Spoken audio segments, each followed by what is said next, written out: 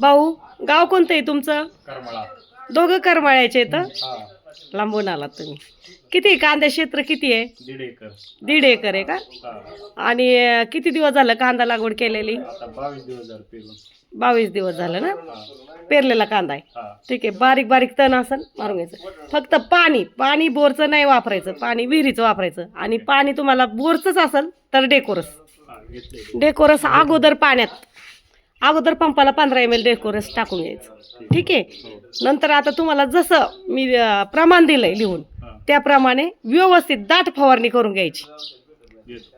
20 लिटरचा पंप असेल तर 8 पंप झाले पाहिजे आणि 15 लिटरचा पंप असेल तर 10 पंप झाले पाहिजे. औषधं टाकायच्या आधी डेकोरस टाकायचं. ओके. आणि तुमच्या करमाळ्याला भरपूर औषधं गेलेत. कुणाचा रिझल्ट बघितलाय तुम्ही? नाही. नाही बघितला का? पण भरपूर गेलेत औषधं. एकच नंबर रिझल्ट आहे. तुमचा बी रिझल्ट एकच नंबर येणार आणि मला फोन करून सांगायचं. ओके.